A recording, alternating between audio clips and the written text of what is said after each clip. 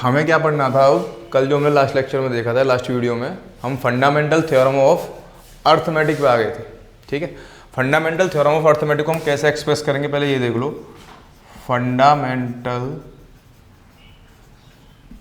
Theorem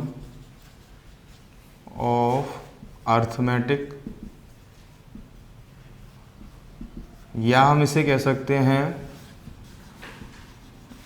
unique factorisation theorem, या फिर हम कह सकते हैं यूनिक प्राइम फैक्टराइजेशन थ्योरम। हम इस फंडामेंटल थ्योरम ऑफ अर्थमेटिक को इतने नामों से बोल सकते हैं। अच्छा, ये फंडामेंटल थ्योरम ऑफ अर्थमेटिक कहती है, जरा ये समझो।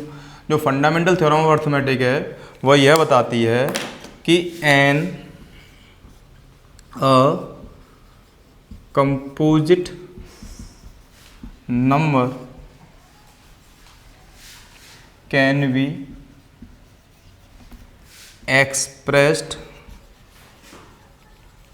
या फिर हम कह सकते हैं factorized as the product of primes, and this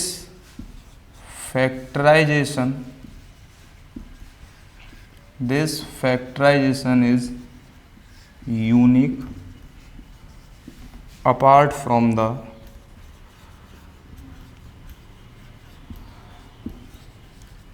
order।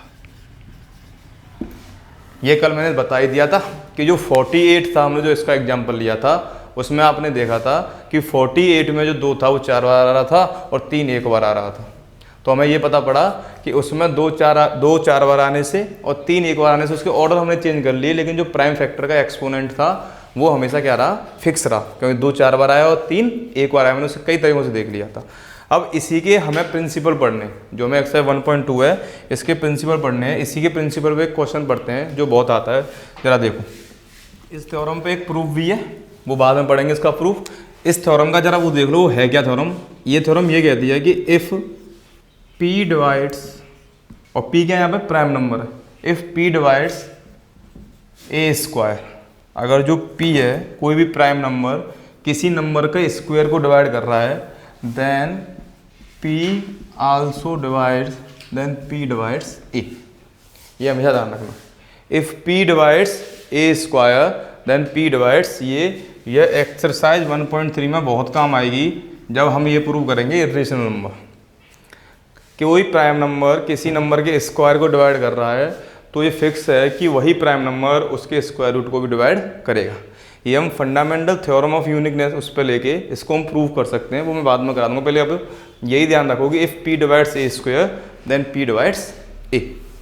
हमें ये समझ में आ गया था कि जो कंपोजिट नंबर है वो क्या करता है, हम कंपोजिट नंबर को प्राइम फैक्टर के प्रोडक्ट में लिख सकते हैं, और जो प्राइम फैक्टर है वो कैसे रहते हैं, यूनिक होते हैं। तो इसी प्रकार, अच्छा एक जरा यहाँ से एक एग्जांपल समझो, फिर मैं वो क्वेश्चन की तरफ तुम्हें लीड करता हूँ। कि मान लो मैंने ये संख्या लिखी 10 20 30 40 25 12 16, ठीक है।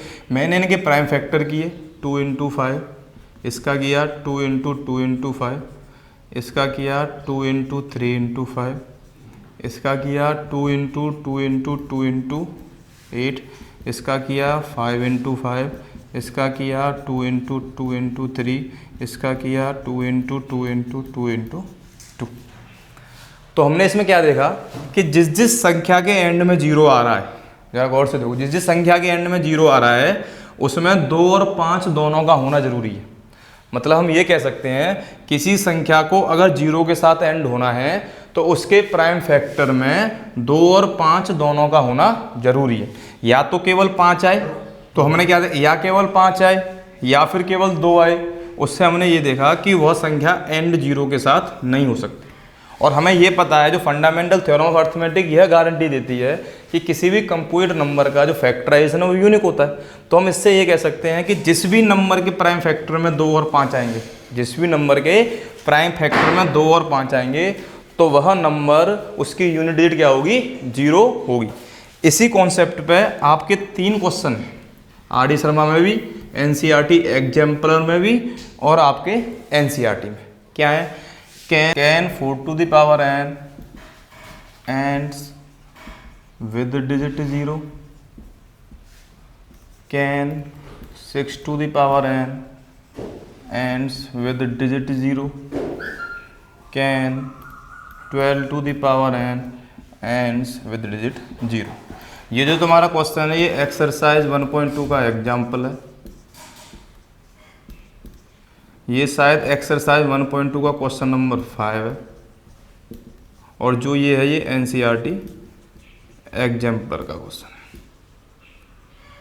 इन सभी में एक ही कॉन्सेप्ट लगना है, हमें यह चेक करना है कि can 4 to the power n ends with digit 0 और नॉट।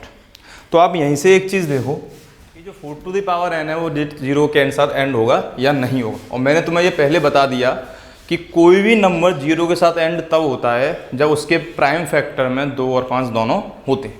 तो यहीं से समझते हैं, जब मैंने 4 की पावर n का प्राइम फैक्टर किया तो हम क्या कर सकते हैं, 2 × 2 की पावर n, क्योंकि हमने क्लास 8th में एक कॉलरी पढ़ी थी या एक थ्योरम सी थी कि a की पावर n × b की power n is equal to a × b की होल पावर n। तो हम उस बेसिस पे इसके प्राइम फैक्टर कर सकते हैं। और अगर यहाँ पे ये सेम बेस है तो एक्सपोनेंट क्या हो जाएंगे, ऐड हो जाएंगे, और अगर एक्सपोनेंट ऐड होगी तो ये क्या बन गया, 2 की पावर 2n।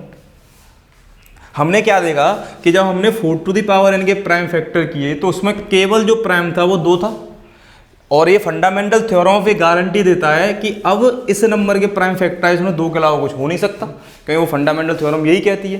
तो इसका मतलब क्या होगा, ये जो नंबर है वो 0 के साथ एंड नहीं होगा, क्योंकि कोई भी नंबर 0 के साथ एंड तब हो सकता है जब उसके प्राइम फैक्टराइजेशन पे 2 और 5 दोनों हो। तो हम क्या लिखेंगे, the prime factorization, the prime only इन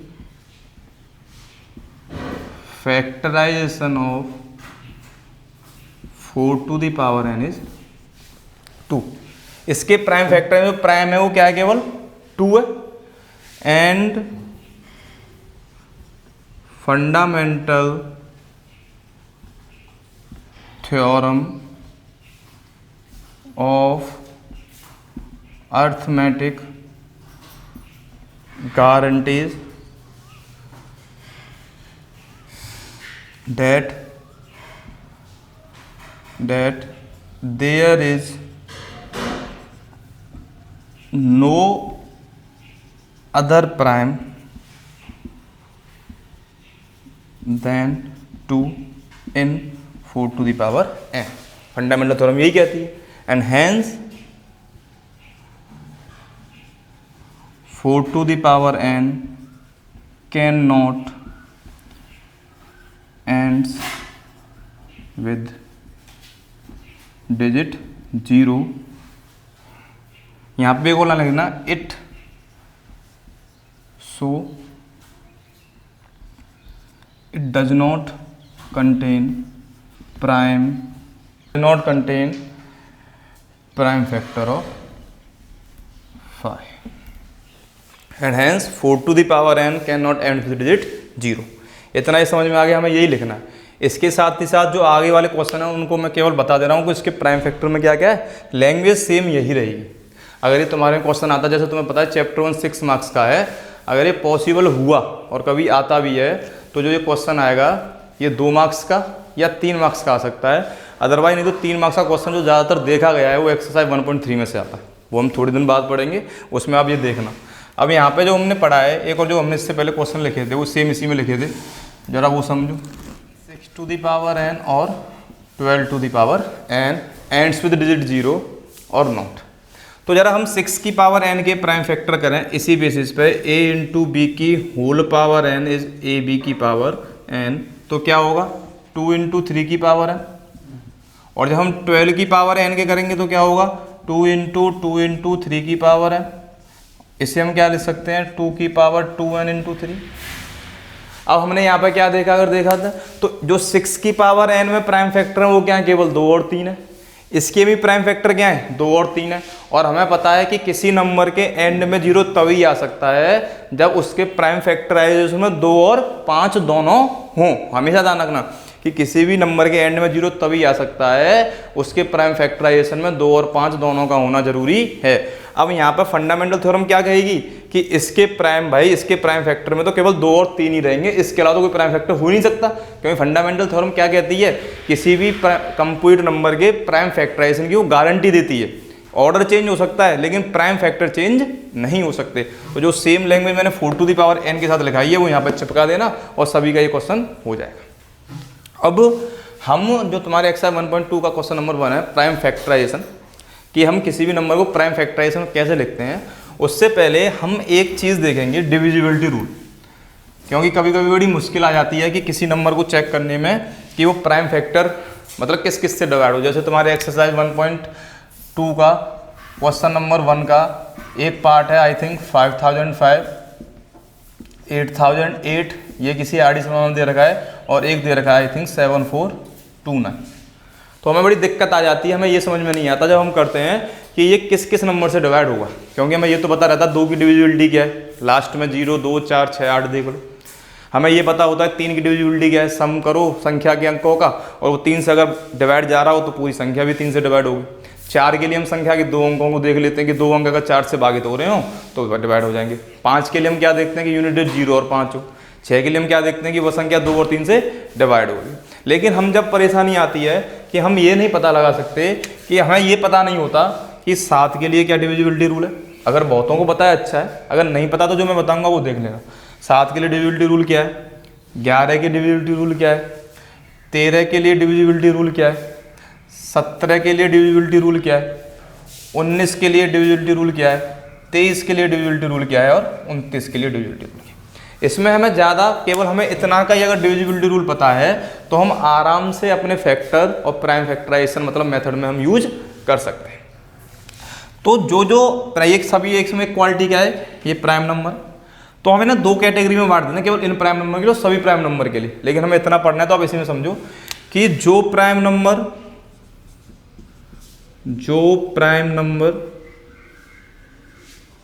के एंड में 1 और 7 हो,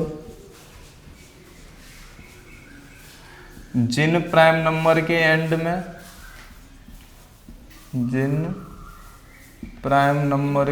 को 2 कैटेगरी में बांट लिया। जिन प्राइम नंबर के एंड में 1 और 7 हो, और जिन प्राइम नंबर के एंड में क्या हो 3 और 9। समझना बड़ा अच्छा लगेगा, और ये तुम्हारे लिए 10th के लिए और आगे उसके लिए बड़ा अच्छा है। जिन प्राइम नंबर के एंड में 1 और 7 हो और हमें डिविजिबिलिटी चेक करनी है, तो पहले मैं एक क्वेश्चन समझाता हूँ। देखो जरा, मुझे यह देखना है कि 2401 7 से डिविजिबल है या नहीं है। मुझे ये पता लगाना है कि यह नंबर 7 से डिविजिबल है या नहीं है। तो मैं इसमें क्या करूँगा कि जो इस नंबर की यूनिट डिजिट है उसमें 2 से गुणा करूंगा, और जो बाकी की संख्या बची उसमें से उसे माइनस कर दूंगा। मतलब मैं क्या बोल रहा हूँ कि 240 में से जो संख्या है यूनिट डिजिट उससे 2 से गुणा किया और माइनस कर दिया, कितना आ गया 238। फिर मैं क्या करूँगा वही, अब मुझ पर अगर ये 238 आया है तो जो उसकी यूनिट डिजिट है उसका 2 से गुणा करूंगा, और जो बाकी की संख्या बची है उसमें से माइनस कर दूंगा। मतलब मैं क्या कह रहा हूँ कि 23 में से 2 गुणा 8 कर दो, कितना आ जाएगा 7 आ गया। 7 से 7 में भाग जाता है, तो इसका मतलब क्या है कि 7 का भाग 2401 में भी जाएगा। तो मैं यहाँ पे क्या कर रहा हूँ, अब ये सभी जो है बस इसमें क्या चेंज होगा कि हम किस नंबर से मल्टीप्लाई करें, केवल यह चेंज होगा। बाकी जिन नंबर के एंड में 1 और 7 है उसमें हमें यही करना है कि जो यूनिट डिजिट है उसका किस नंबर से मल्टीप्लाई करें और बाकी में से क्या कर दें, माइनस कर दें। जैसे हमें पता पड़ गया कि 4 नंबर 7 मुझे क्या करना है, यूनिट डिजिट में किससे गुणा करना है 2 से, और फिर उसे बाकी की संख्या में से क्या कर देना है, माइनस कर देना है। 2 से गुणा करो और बाकी संख्या में से क्या कर दो, घटा दो। बाकी संख्या में से घटा दो। अब यह जो चीज़ है बस क्या चेंज होगी, केवल यह चेंज होगी कि यूनिट डिजिट में किससे गुणा करें। बाकी प्रोसेस जिन नंबर के एंड में 1 और 7 है उसके लिए सेम होगी। अब 1 और 7 किस किस के एंड में आ रहा है, एक तो आपके एंड में आ रहा है 11 के में एंड में क्या आ रहा है 1 आ रहा है। तो मैं यहाँ पे किससे गुणा करूंगा यूनिट डिजिट में 1 से। किससे गुणा करूंगा यूनिट डिजिट में 1 से। जरा समझो कैसे क्या कहना चाह रहा हूँ। जैसे मुझे यह चेक करना है कि 1331 11 से डिविजिबल है या नहीं है, तो मैंने क्या किया कि यूनिट डिजिट को 1 से गुणा कर दो और जो बची बाकी संख्या में से उसे घटा दो। तो 133 में 1 का गुणा कर दिया जो संख्या यूनिट थी और उसमें से घटा दिया, कितना बचा 132। अभी हमें समझ में नहीं आया तो और क्या कर सकते हैं हम कि 2 में 1 का गुणा करो और 13 में से घटा दो। तो 13 माइनस 1 गुणा 2 कितना आ गया 11। 11 का भाग 11 में जा रहा है। तो इसका मतलब हम 11 की डिविजिबिलिटी ऐसे चेक कर सकते हैं, 7 की डिविजिबिलिटी ऐसे चेक कर सकते हैं। हम ये डिविजिबिलिटी सीख रहे हैं, ठीक है। और क्या रह गया 7 आ गया 11 आ गया। अब किसके एंड में आ रहा है 17 के एंड में 7 आ रहा है, बस इन्हीं के तो एंड में आ रहा है। बाकी तो यहाँ पे क्या है 13 हो जाएगा, 19 हो जाएगा, 23 हो जाएगा और 29 के लिए पढ़ना कोई जरूरी नहीं, लेकिन इनके लिए और देख लेना जो आगे आपके लिए यूज हो। अब हमने 7 का देख लिया, 11 का देख लिया, इसमें वो क्या रह गया 1 रह गया 17, ठीक है। 17 के लिए मैं यहाँ ऊपर बता रहा हूँ। 17 के लिए हम क्या करते हैं, 17 के लिए है तो इसी में, तो हमें पता है कि संख्या के अंत में किसी नंबर से गुणा करना है और फिर जो बाकी की संख्या बचेगी उसमें से माइनस कर देना है। तो 17 के लिए मान लो मुझे यह चेक करना है कि यह नंबर 17 से डिविजिबल है या नहीं है, तो मैं ये करूँगा कि जो संख्या है उसमें गुणा कर दूंगा 5 से और फिर क्या कर दूंगा बाकी संख्या में से माइनस कर दूंगा। 7 के लिए मैंने किससे गुणा किया 2 से, बाकी संख्या में से माइनस कर दिया। 11 के लिए किससे गुणा किया 1 से, मैंने फिर क्या किया माइनस कर दिया बाकी संख्या में से। 17 के लिए मैं क्या करूंगा गुणा 5 से और बाकी संख्या में से माइनस कर दूंगा। तो मैंने क्या किया 28 माइनस 5 गुणा 9 कितना आ गया -17। यहाँ पे माइनस प्लस से कोई अंतर नहीं है, केवल जो आंसर आ रहा है आप उसे देखो वो 17 से भागित हो रहा है या नहीं हो रहा। तो मैं जब इसमें 17 से भाग दे के देखा तो ये जा रहा है, तो इसका मतलब इससे हो रहा है कि 17 से 289 भी भागित हो रहा होगा। तो मुझे ये समझ में आ गया कि 7 की डिविजिबिलिटी कैसे चेक करते हैं, 11 की डिविजिबिलिटी कैसे चेक करते हैं, 17 की डिविजिबिलिटी कैसे चेक करते हैं। अगर यही बात अगर आपको समझ में आ गई है तो आप इसमें डिविजिबिलिटी चेक करके देखो ये 7 से डिविजिबल है क्या नहीं। देखो देखते हैं कैसे कि अगर ये 5 है यार 5 लिखा हुआ है, 7 की डिविजिबिलिटी क्या है कि जो यूनिट डिजिट है उसमें 2 से गुणा कर दो और माइनस कर दो। तो हमने 2 से गुणा कर दिया और बाकी का माइनस कर दिया, कितना आ गया 490। अगर मुझे ये भी चेक करना है 7 से डिविजिबल है कि नहीं, वैसे दिख रहा है 7 7 49, लेकिन फिर भी अगर मुझे चेक करना है तो ये देख लो 49 माइनस 2 गुणा 0 कितना आ गया 49। 49 में 7 से भाग चला जाएगा। और भी अगर चेक करना है तो 4 में से क्या करोगे 18 कितना आ गया -14। भाग चला जाएगा, 7 का -14 में चला जाएगा, वो तो हम यहीं से भी देख सकते हैं। तो इसका मतलब ये श्योर है कि जो 5 यार 5 है ये 7 से भागित होगा।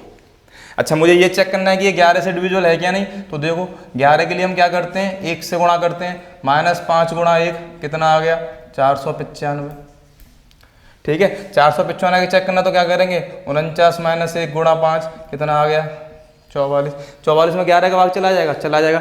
क्या रूल रहा कि जो यूनिट डिजिट है 11 के लिए उसमें 1 से गुणा करते हैं, हमने 1 से गुणा कर दिया, बची कुछ संख्या में से घटा दिया। अब जो ये संख्या है उसकी यूनिट डिजिट क्या है ये 5 है, उसमें 1 से गुणा कर दिया, बची कुछ संख्या है उसमें से घटा दिया।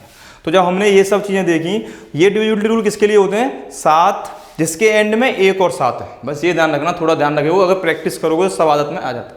अब जिन संख्याओं के एंड में 3 है और 9 है, तो सबसे पहले प्रोसेस वही रहेगी। हम इसमें हमें 2 चीज़ ढूंढनी है कि किस नंबर का तो गुणा करें।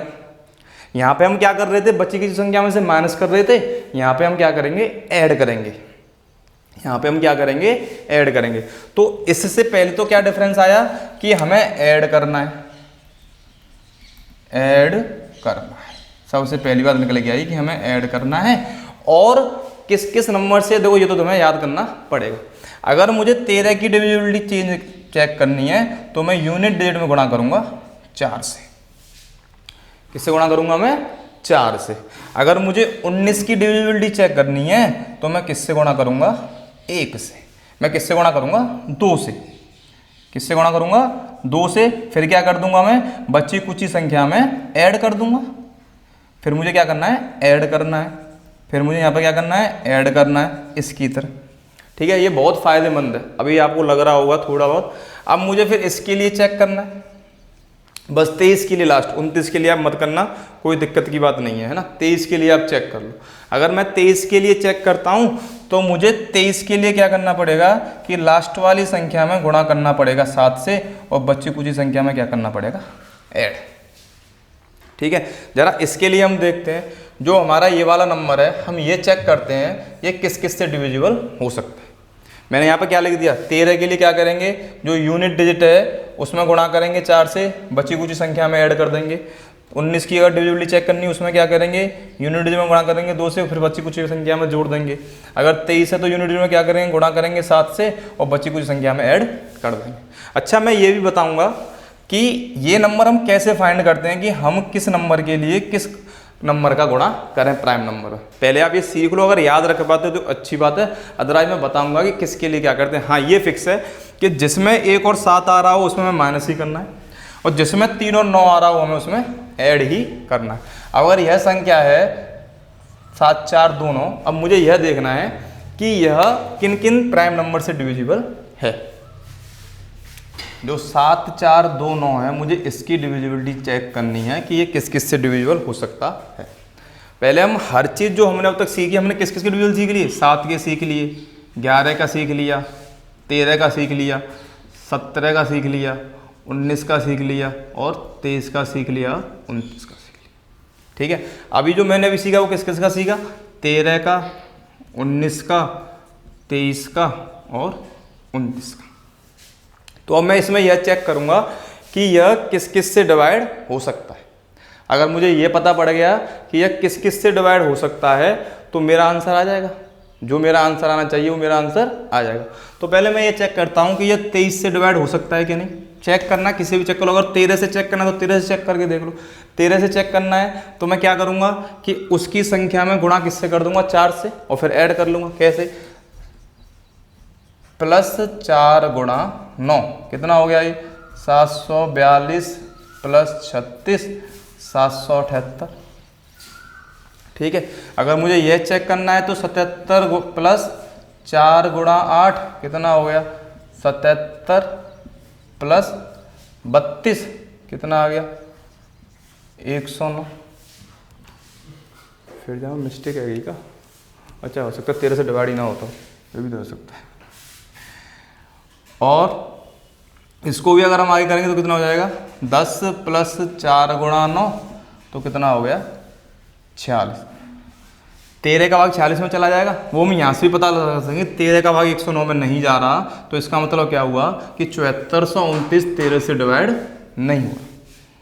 7429 13 से डिवाइड नहीं हो रहा। तो ठीक है, अब 19 से चेक करके देखते हैं। 19 के लिए मैंने क्या बताया था कि लास्ट, ये हमने किसके लिए डिविजिबिलिटी चेक की? 13 से है कि नहीं। अब मुझे किसके लिए चीज चेक करनी है? 19 से है कि नहीं। 19 के लिए क्या बताया था कि जो लास्ट की संख्या है उसमें 2 से गुणा करो और ऐड कर दो। कैसे? 742 + 2 गुणा 9 कितना हो गया? 760।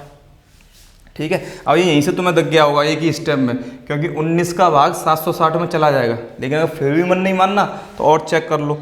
76 + 0 गुणा 2 कितना आ गया? 76। और क्या होता है? 19 चौके 76। और फिर भी नहीं मन मानना तो और चेक कर लो। 7 + 2 गुणा 6 कितना आ गया? 19। 19 का 19 में जाएगा। तो हमें इससे यह पता पड़ गया कि जो ये वाली संख्या है 7429 ये 19 से डिविजिबल होगी। अब हमें अगर इतना ही पता पड़ जाएगी यह संख्या 19 से डिविजिबल है तो बाकी के तो हम आराम से निकाल सकते हैं। कैसे? अगर मैंने इसमें 19 से डिवाइड करके देखा तो क्या आ जाएगा? 19 गुणा, ठीक है, डिवाइड दे रहे हैं, 19 तिया 57। ठीक है, 19 तिया 57 कितना जाए? 17। 19 निम्मा 171 और 19। फिर हम इसके लिए चेक कर सकते हैं कि ये किस किस प्राइम नंबर से डिवाइड हो सकता है कि नहीं हो सकता, और वो मैं तुम्हें बता ही दिया कि हम किस किस प्राइम नंबर से इसे डिवाइड कर सकते हैं। तो हम इससे ये पता लगा लेंगे कि हमें किसकी ज़रूरत है। अब मुझे मान लो 23 के लिए चेक करना है। कि ये 23 से डिविजल है कि नहीं। 23 के लिए मैंने क्या बताया था, किसका गुणा करते हैं, लास्ट वाली संख्या में 7 का। 29 का मैंने बताया नहीं, और अगर जरूरत पड़ी तो तुम देख लेना। 23 के लिए हम किसका गुणा करते हैं, जो लास्ट वाली संख्या है उसमें 7 का गुणा करते हैं और ऐड कर देते हैं। तो हम 23 के लिए डिविजिबिलिटी क्या है हमारी, करो 742 प्लस 63 कितना आ गया 805। मैंने क्या किया, 7 का गुणा किया। इसमें भी मैं क्या करूँगा, 7 का गुणा करूँगा लास्ट में, कितना आ गया 115।